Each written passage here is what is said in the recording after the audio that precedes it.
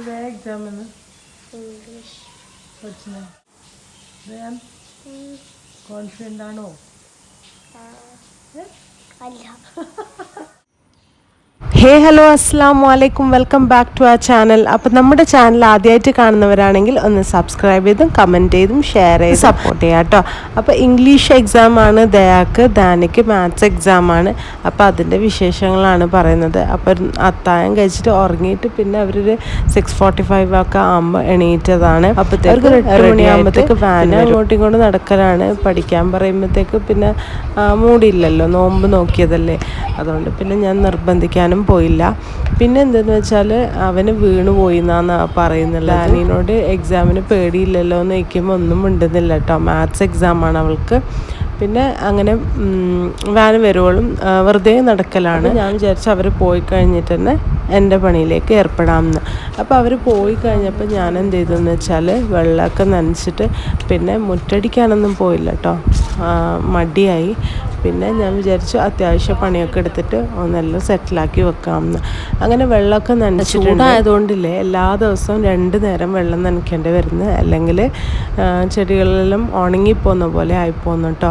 അതുകൊണ്ടാണ് 2 നേരം വെള്ളം ഇടേണ്ടി വരുന്നത്. പിന്നെ അതൊക്കെ കഴിഞ്ഞിട്ട് ഞാൻ നോക്കുമ്പോൾ ബോംബെ നെല്ലിക്കയില്ല, അത് നിറയെ പിടിച്ചിട്ടുണ്ട്. ഈ വർഷം ആദ്യമായിട്ടാണ് കേട്ടോ അത്രയും പിടിക്കുന്നത്. പിടിക്കലുണ്ട്, എന്നാലും ഇപ്രാവശ്യം നല്ലോണം പിടിച്ചിട്ടുണ്ട്, അൽഹംദുലില്ലാ. പിന്നെ ഞാൻ എന്ത് ചെയ്തു എന്ന് വെച്ചാൽ അത് കഴിഞ്ഞിട്ട് ലോണ്ട്രി ബാസ്ക്കറ്റ് എടുത്തിട്ട് മെഷീനിലേക്ക് ഡ്രസ്സൊക്കെ ഇടലാണ്.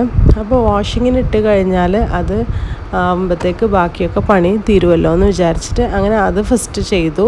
പിന്നെ അതാകുമ്പോൾ മെഷീൻ വർക്ക് ചെയ്തോളുമല്ലോ എന്ന് വിചാരിച്ചിട്ട് ആ ഒരു പണി തീരും. പിന്നെ എന്തെന്ന് വെച്ചാൽ നമ്മുടെ ഒരു ഡ്രിങ്ക് ഉണ്ടാക്കലാണ്. പൊതുവേ കാസർഗോഡ് ഉണ്ടാക്കുന്ന ഒരു ഡ്രിങ്കാണിത്. എന്തെന്ന് വെച്ചാൽ ഇസബഗോല് 1 ടേബിൾ സ്പൂണും കസ്കസ് 2 ടേബിൾ സ്പൂണും കുതിർത്തലാണ്. അപ്പോൾ ഞാൻ എപ്പോഴും ചെയ്യുന്നതുകൊണ്ട് എനിക്കൊരു കണക്കുണ്ട് കേട്ടോ, അതുകൊണ്ടാണ് ഞാൻ കൈ കണക്ക് പോലെ ചെയ്തിട്ടുള്ളത്. പിന്നെ എന്തെന്ന് വെച്ചാൽ ചായപാത്രത്തിലാണ് ഞാൻ 1 ഗ്ലാസ് വെള്ളം ഒഴിച്ചിട്ടുണ്ട്. പിന്നെ അത് പൊതിർത്തി വെക്കലാണ്. അപ്പോൾ നമുക്ക് അത് പൊതിരട്ടെ. അപ്പം ബാക്കിയുള്ള പണികളൊക്കെ തീർത്തിട്ട് പിന്നെ അത് ഉണ്ടാക്കി വെക്കാം. അപ്പം മീൻ വൈൽ ഡ്രസ്സൊക്കെ ഉണക്കാനിട്ടു. പിന്നെ ഞാൻ നോക്കുമ്പോഴത്തേക്കില്ലേ ഒരു ചക്ക പഴുത്തിട്ടുണ്ട്. അപ്പം അതിപ്പം നന്നാക്കി വെക്കണം. പിന്നെ നമ്മുടെ വീട്ടിലില്ലേ ഒരു ചക്കമരം ഉണ്ടായിരുന്നു, ആദ്യം ഫംഗസ് വന്ന് പോയതാണ്. അത് മലേഷ്യൻ പ്ലാവായിരുന്നു കേട്ടോ. അത് 3 വർഷം കഴിയുമ്പോൾ കായ്ക്കുകയും ചെയ്യും. പക്ഷേ പ്രോപ്പറായിട്ട് മെയിൻറ്റെയിൻ ചെയ്തിട്ടില്ലെങ്കിൽ പെട്ടെന്ന് നശിച്ചു പോവുകയും ചെയ്യും. നമ്മൾ പുത്തൂർ പോയപ്പം നമ്മൾ കർണാടക പുത്തൂറാണ് മരം പിടിച്ചിട്ട് ഏകദേശം 4 വർഷമായി. അപ്പോൾ കഴിഞ്ഞ വർഷമാണ് പിടിച്ചത്. അത് 3 വർഷം തന്നെ പിടിച്ചിട്ടുണ്ട്. ചെറിയ ചക്കളാണ് പിടിച്ചത്. 1 or 2 മാത്രമേ കിട്ടിയിട്ടുണ്ടായിട്ടുള്ളൂ. ഒരു ടേസ്റ്റ് അറിയാൻ വേണ്ടിയിട്ട് നമുക്ക് പറ്റിയിട്ടുണ്ടായിരുന്നു. അപ്പോൾ ഇപ്രാവശ്യമാണ് അത് നല്ല ഒരു വൃത്തിക്ക് പിടിക്കാൻ തുടങ്ങിയത്. ഒരു 5-6 ചക്കയെ പിടിച്ചിട്ടുള്ള ചെറിയ മരമാണ്. അൽഹംദുലില്ലാ നല്ല മധുരമാണ് കേട്ടോ, നല്ല ടേസ്റ്റും ഉണ്ടത്. പിന്നെ എന്തെന്ന് വെച്ചാൽ അരികളൊക്കെ പൊതിർത്തി വെക്കലാണ്. പിന്നെ ഞാനിന്ന് കഞ്ഞി ഉണ്ടാക്കാമെന്ന് വിചാരിച്ചിട്ട് മീൻകറിക്കും കഞ്ഞിക്കും പിന്നെ എന്താ പറയുക കൽത്തപ്പമാണ് മീൻകറിക്ക് അപ്പമായിട്ട് ഉണ്ടാക്കാമെന്ന് വിചാരിച്ചിട്ടുള്ളത്. അപ്പോൾ അതിനും കൂടിയിട്ടുള്ള തേങ്ങയാണ് എടുത്തിട്ട് ചിരവി വെക്കലാണ്. അപ്പം ഞാൻ അതിൽ നിന്ന് കുറച്ച് മാത്രം അപ്പത്തിന് മാറ്റി. ഈ ഒരു മെത്തേഡിൽ ചെയ്താൽ അപ്പത്തിനുള്ള തേങ്ങയും ആവും, പിന്നെ കറിയും ആവും, പിന്നെ നമ്മുടെ കഞ്ഞിയും ആവും. അപ്പം 1 പടിക്ക് 3 പക്ഷി എന്ന് പറഞ്ഞ പോലെ ഒക്കെ നടക്കും. പിന്നെ ദാനു എണീറ്റപ്പോൾ അവനെ ബ്രഷ് ചെയ്യിപ്പിച്ചിട്ട് അവന് തിന്നാൻ കൊടുക്കലാന്ന്. ഇട്ട് കൊടുത്ത ആ ഒരു 1/2 hour എന്തായാലും പിടിക്കും. 2 തേങ്ങ ഇട്ടിട്ടുണ്ടല്ലോ, അപ്പോൾ 1/2 hour അല്ല, ഒരു 3/4 മണിക്കൂർ തന്നെ പിടിക്കും. അപ്പോൾ ആ ഒരു നേരം ഞാൻ ഖുർആൻ ഓതാൻ പോയതാണ്. പിന്നെ ആ ഓതാൻ പോകുമ്പോൾ തന്നെ ഞാൻ കുക്കറിലിട്ടിട്ട് പോയതാണ്. അപ്പോൾ അതൊരു 3-4 വിസിൽ വരണം, നന്നായിട്ട് നമുക്ക് ഉടഞ്ഞ് വരുന്ന പോലെ ആവണം. അതിനിപ്പോൾ ഞാൻ യൂസ് ചെയ്തത് കൈമ ജീര റൈസ് തന്നെയാണ്. അതിൽ ചെറിയ ജീരകം, മഞ്ഞൾപ്പൊടി, ആവശ്യത്തിനുള്ള ഉപ്പും കൂടെ ഇട്ടിട്ട് വെള്ളം കൂടെ ഒഴിച്ചിട്ട് വേവിച്ചെടുക്കലാണ്. പിന്നെ നമ്മളെപ്പോഴും എന്തെങ്കിലും ഉണ്ടാക്കുമ്പോൾ കുറച്ചധികം ഉണ്ടാക്കിയാൽ വേറൊരാൾ നോമ്പും കൂടെ തുറപ്പിക്കാൻ പറ്റും കേട്ടോ. ഈ നമ്മൾ ഉണ്ടാക്കുന്നതിൽ തന്നെ കുറച്ചധികം കൂട്ടി ഉണ്ടാക്കിയാൽ അതിന് വലിയ ഭാരിച്ച പണിയും ഇല്ല, ചിലവും ഇല്ല. അപ്പോൾ നമ്മൾ അതിൽ നിന്ന് ഉണ്ടാക്കി കഴിഞ്ഞാൽ നമുക്ക് അത്യാവശ്യം വേറെ ആരെങ്കിലും വയറ് നിറക്കാൻ പറ്റും കേട്ടോ. അപ്പോൾ അതെപ്പോഴും ശ്രദ്ധിക്കുക. നോമ്പിന് അങ്ങനെ ചെറിയ ചെറിയ കാര്യങ്ങളൊക്കെ ചെയ്യാനും ദാനധർമ്മം ചെയ്യാനൊക്കെ ഒരുപാട് ശ്രദ്ധിക്കുക. നോമ്പിനെന്ന് മാത്രമല്ല കേട്ടോ, ഞാൻ എപ്പോഴും പറയുന്നതാണ്, എന്ത് സാധനം ഉണ്ടാക്കുമ്പോഴും നമ്മൾ കുറച്ച് കൂട്ടി ഉണ്ടാക്കി കഴിഞ്ഞാൽ നമുക്ക് ആർക്കെങ്കിലും ഒരാൾക്ക് കൊടുക്കാൻ പറ്റും. ഞാൻ അങ്ങനെ പറയാൻ കാരണം എന്തെന്ന് വെച്ചാൽ ഒരു വീഡിയോ ക്ലിപ്പ് കണ്ടിരുന്നു കേട്ടോ. ഞാനൊരു പെൺകുട്ടി പറയുന്നതാണ്. ഞാൻ 10th എക്സാമിന് പഠിക്കുമായിരുന്നു. ആ സമയത്താണ് എൻ്റെ ഉപ്പാക്ക് കുറേ കടം വന്നതും എല്ലാ ദിവസവും എണീക്കുമ്പോൾ പേടിയാന്ന്. ഇതൊക്കെ ആ കുട്ടി പറഞ്ഞ കാര്യമാണ്. അവൾക്ക് വലിയ വീടുണ്ട്, കാറുണ്ട്, കഴിക്കാനൊന്നുമില്ല എന്ന് നമുക്ക് പറയാൻ പറ്റില്ലല്ലോ. മുമ്പിന് ആരുടെയെങ്കിലും വിശപ്പ് മാറ്റാൻ വളരെ ഈസിയാണ് കേട്ടോ. എന്തെന്ന് വെച്ചാൽ നമ്മൾ എന്തെങ്കിലും ഫുഡ് ഉണ്ടാക്കും വീട്ടിൽ. അപ്പോൾ സ്പെഷ്യലായിട്ടുള്ള ഇഫ്താർ റെസിപ്പീസൊക്കെ ഉണ്ടാക്കും. അപ്പോൾ ആ ഉണ്ടാക്കുമ്പോൾ നമ്മൾ ഓരോ ദിവസം ഉണ്ടാക്കുമ്പോൾ എല്ലാ ദിവസവും കൊടുക്കണം എന്നല്ല, നമുക്ക് ഇടയ്ക്കിടയ്ക്ക് എന്താ പറയുക തോന്നുന്ന സമയത്ത് നമുക്ക് എന്ത് ചെയ്യാം, കൂട്ടി ഉണ്ടാക്കിയിട്ട് ഒരു വീട്ടിൽ കൊടുക്കാം. നെക്സ്റ്റ് ടൈം വേറൊരു നമുക്കൊരു സംതൃപ്തിയാണ്, വി ഹാവ് ഡൺ സംതിങ് എന്നുള്ളത്. അപ്പം ഞാൻ ആ കുട്ടീൻ്റെ കാര്യം എടുത്ത് പറയാൻ കാര്യം എന്തെന്ന് വെച്ചാൽ ഉള്ളവന് ഇല്ലാത്തവന് ഒന്നുമില്ല, ആർക്കാണെങ്കിലും നമുക്ക് ചെയ്യുന്ന കാര്യങ്ങളാണ് ഇത്. ഇപ്പോൾ വേറൊരാളുടെ വിശപ്പ് നമ്മൾ മാറ്റിയാൽ അള്ളാഹ് നമ്മളുടെ വിശപ്പ് മാറ്റും എന്നാണ്. അതുപോലെ തന്നെയാണ് സദക്ക ചെയ്യുമ്പോൾ അപകട സമയത്തൊക്കെ നമ്മൾ ചെയ്ത ദാനധർമ്മം നമ്മുടെ മുന്നിൽ വന്ന് നിൽക്കുന്നതാണ് അള്ളാഹ് പറയുന്നത്. അതുകൊണ്ട് അതൊക്കെ ചെയ്യാൻ ട്രൈ ചെയ്യാം കേട്ടോ. നമുക്ക് വലിയ വലിയ കാര്യങ്ങൾ ചെയ്യാൻ പറ്റിയിട്ടില്ലെങ്കിൽ ഇങ്ങനത്തെ കുഞ്ഞു കുഞ്ഞു കാര്യങ്ങൾ ചെയ്യാൻ പറ്റും. അപ്പം നമ്മൾ കൊടുക്കുന്നുണ്ടെങ്കിൽ വീട്ടിന് ചുറ്റുപാടല്ലേ കൊടുക്കുക. അപ്പോൾ അത്ര ഡിസ്റ്റൻസിലല്ലേ നമ്മൾ കൊടുക്കുള്ളൂ. അതെന്താണെന്ന് വെച്ചാൽ അയൽവാസികൾ പട്ടിണി കിടക്കുമ്പോൾ നീ വയറ് നിറച്ച് ഭക്ഷണം കഴിച്ചാൽ നീ നമ്മിൽപ്പെട്ടവനല്ല അള്ളാഹു തആല പറഞ്ഞിട്ടുണ്ട്. അപ്പം നമ്മൾ ഈ ഒരു കാര്യം കൂടെ ഓർമ്മിച്ചിട്ട് വേണം കേട്ടോ ഇതൊക്കെ ചെയ്യാൻ വേണ്ടിയിട്ട്. ഏകദേശം എല്ലാവരും ചെയ്യുന്നുണ്ടാവും, എന്നാലും ചെയ്യാത്തവരാണെങ്കിൽ ചെയ്യുക കേട്ടോ. പിന്നെ ഞാനിതൊരു മോട്ടിവേഷണൽ വീഡിയോ ആയിട്ടാണ് പറയുന്നത്. അത് അങ്ങനത്തെ ഒരു രീതിയിൽ തന്നെ നിങ്ങൾ ഏറ്റെടുക്കുക.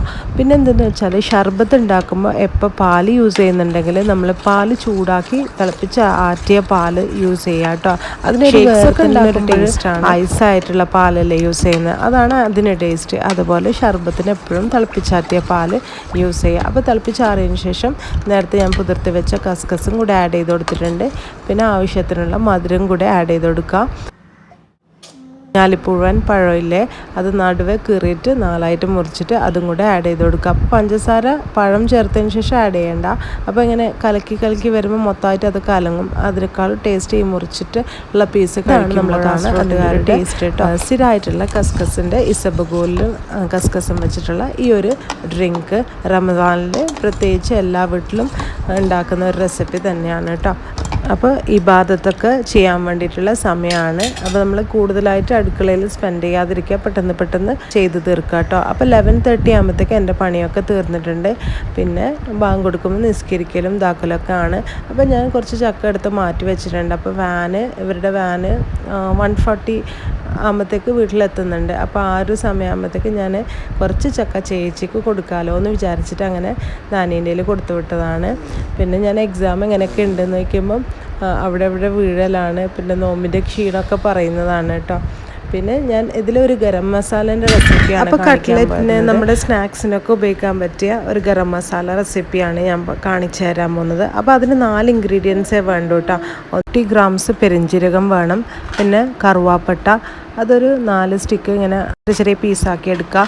പിന്നെ എന്തെന്ന് വെച്ചാൽ ജാതിപത്രി ഒരു 4 വേണം. പിന്നെ നമുക്കുള്ള ഗ്രാമ്പു അതും ഒരു 50 ഗ്രാംസ് വേണം. ആവശ്യമായിട്ടുള്ളത് ഈ ഒരു ഗരം മസാലയിൽ ഏലക്കയോ അല്ലെങ്കിൽ മല്ലിയോ മുളകോ ഒന്നും വേണ്ട. ഇത് ജസ്റ്റ് സ്നാക്സിനും വേണ്ടി മാത്രം യൂസ് ചെയ്യുന്ന എൻ്റെ ഒരു ഗരം മസാല റെസിപ്പി നല്ലൊരു ടേസ്റ്റും മണമായിട്ട് വരുന്നുണ്ട്. മുളകാകുമ്പോഴത്തേക്ക് കുറച്ച് സ്പൈസിനെസ് കൂടുതൽ, അതുകൊണ്ടാണ് ഇൻഗ്രീഡിയൻസ് മാത്രം വെച്ചിട്ട് ഗരം മസാല ഉണ്ടാക്കുന്നത് കേട്ടോ. നല്ല ടേസ്റ്റാണ്. സ്പൈസസ് നമ്മൾ നന്നായിട്ട് ചെറിയ തീരെ റോസ്റ്റ് ചെയ്യുക. അതിന് ഓയിൽ കണ്ടൻറ്റ് ഉണ്ട്. അപ്പോൾ അത് പുറത്തിറങ്ങി വന്നാലേ അതിന് നല്ലൊരു മണം കിട്ടുള്ളൂ. അതുകൊണ്ടാണ് അങ്ങനെ ചെയ്യുന്നത്. പിന്നെ വറിച്ചിട്ട് വെക്കുക. ഇത് കട്ട്ലറ്റിലും സ്നാക്സിനൊക്കെ ആഡ് ചെയ്യാൻ അടിപൊളിയാണ് കേട്ടോ. എല്ലാവരും ട്രൈ ചെയ്ത് നോക്കുക. പിന്നെ ഞാൻ ബർഗർ ഉണ്ടാക്കി കൊടുത്തിട്ടുണ്ട്. ആ ബർഗർ ഉണ്ടാക്കാൻ വേണ്ടിയിട്ടുള്ള സോസാണ്. അതിലിപ്പം മയോണൈസും ടൊമാറ്റോ കെച്ചപ്പ് കുറച്ച് ചില്ലി ഒറിഗാനോ മിക്സില്ലേ അതാണ് യൂസ് ചെയ്തിട്ടുള്ളത് കേട്ടോ. പിന്നെ സാലഡ്സിനുള്ള ക്യൂക്കമ്പർ ലെറ്റ്യൂസൊക്കെ വെച്ചിട്ടുണ്ട്. അടിപൊളിയായിട്ട് നമുക്ക് ബർഗർ റെഡിയാക്കി എടുക്കാം. ഈസിയാണല്ലോ ബർഗർ റെഡിയാക്കാൻ വേണ്ടിയിട്ട്. പിന്നെ അവർക്ക് ഭയങ്കര ഇഷ്ടമാണ് കേട്ടോ. അതുകൊണ്ടാണ് ഞാനത് ഉണ്ടാക്കി കൊടുത്തത്. അങ്ങനെ ബാങ്ക് കൊടുക്കാനായി നമ്മൾ നോമ്പ് തുറക്കുക സെറ്റാക്കി വെച്ചിട്ടുണ്ട്. പിന്നെ നമ്മൾ നോമ്പ് തുറക്കലാണ്. അത് കഴിഞ്ഞിട്ട് പിന്നെ നിസ്കാരം ഇതൊക്കെ കഴിഞ്ഞിട്ട് പിന്നെ എന്ത് ചെയ്തു എന്ന് വെച്ചെങ്കിൽ ഒരു 8-8:15 ആകുമ്പോഴത്തേക്ക് പിന്നെ ബർഗർ കഴിച്ചുകൊണ്ട് പിന്നെ കുട്ടികളൊന്നും കഴിച്ചിട്ടില്ല കേട്ടോ. പിന്നെ ഞാൻ കലത്തപ്പം ഒക്കെ ഉണ്ടാക്കി, പക്ഷെ ഒരു പീസ് പോലും കഴിക്കാൻ അവർക്ക് കഴിഞ്ഞിട്ടില്ല. അപ്പോൾ ഞാൻ സ്കിപ്പ് ചെയ്ത് വേണ്ടാന്ന് വിചാരിച്ച്. പിന്നെ സോഡ വേണമെന്ന് പറഞ്ഞു. അപ്പം കുറച്ച് ഞാൻ ഒരു ലൈമ് പിഴിഞ്ഞ് കൊടുത്തിട്ട് പിന്നെ കുറച്ച് സോഡ കൊടുത്തതാണ് കേട്ടോ. എപ്പോഴെപ്പോഴൊന്നും കൊടുക്കാറൊന്നുമില്ല. അങ്ങനെ ഇത് ചൂടല്ലേ, അപ്പോൾ ഒരാഗ്രഹം പറഞ്ഞപ്പോൾ ഞാൻ ചെയ്ത് കൊടുത്തതാണ് കേട്ടോ. അങ്ങനെ നമ്മൾ 4 പേരും സോഡയൊക്കെ കുടിച്ച് പിന്നെ പഠിക്കലായി. അത്രയൊക്കെയാണ് ഇന്നത്തെ വിശേഷങ്ങൾ. അപ്പോൾ നമ്മുടെ ചാനൽ ഇഷ്ടപ്പെട്ടാൽ ലൈക്ക് ചെയ്യാനും കമൻറ്റ് ചെയ്യാനും സബ്സ്ക്രൈബ് ചെയ്ത് സപ്പോർട്ട് ചെയ്യാനും മറക്കല്ലേ. ബൈ, അസ്സലാമു അലൈക്കും, take care, thank you for watching, do subscribe and support. നിങ്ങൾക്ക് ആവശ്യമില്ലാത്തതും എനിക്കൊരു സമാധാനത്തിന് പറയാമെന്ന്. അപ്പം ഞാൻ എൻ്റെ ബ്രേസസ് അല്ല ഗൈസ്, ട്വിൻ ബ്ലോക്ക് ഇട്ടിട്ടുണ്ട്. അതുകൊണ്ട് എൻ്റെ ഒരു ടോക്കിംഗ് സ്റ്റൈല് കുറച്ച് ഡിഫറെൻ്റ് ആയിരിക്കും ബിഫോർ ഐ വാസ് ടോക്കിംഗ്. അപ്പം എങ്ങനെയുണ്ട് നിങ്ങൾക്ക്? എൻ്റെ റിയൽ ഫേസ് ആണോ അല്ലെങ്കിൽ ട്വിൻ ബ്ലോക്ക് ഇട്ടിട്ടാകുമ്പോൾ? ഇത് ഫിക്സ് അല്ല ഗൈസ്, ഇത് റിമൂവബിളാണ്. അപ്പം നമ്മൾ കഴിക്കുമ്പോൾ ഞാൻ റിമൂവ് ചെയ്യാറുണ്ട്. അപ്പം and Ramadan Kareem to everyone. അപ്പം ആരൊക്കെ നോമ്പോക്കുന്നു ജസ്റ്റ് കമൻറ്റ് ചെയ്യുക കേട്ടോ. ആരൊക്കെ നോമ്പോക്കുന്നില്ല എന്ന് ജസ്റ്റ് കമൻറ്റ് ചെയ്യുക. അപ്പം നിങ്ങളെ സപ്പോർട്ട് കാരണമാണ് നമുക്ക് 1K ആയി guys. Thank you for your support guys. അപ്പം നമ്മൾ വിചാരിക്കാത്തൊരു സൺഡേ തിങ്ക് പെട്ടെന്ന് 800 ഉണ്ടായത്. within one day it's 1K. We was at 800 subscriber. Within one day we had reached into 1K, and I was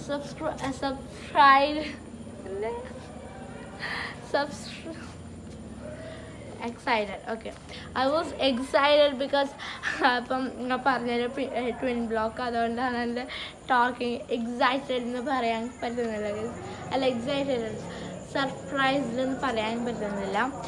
അപ്പം I was excited and we all had gathered together.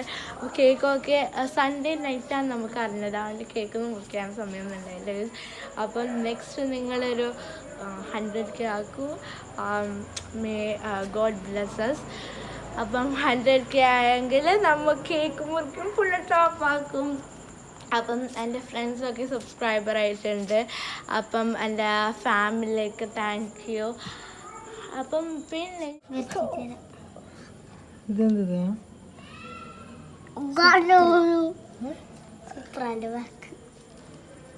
സൂപ്പറാ. രണ്ടും സൂപ്പറാണ്.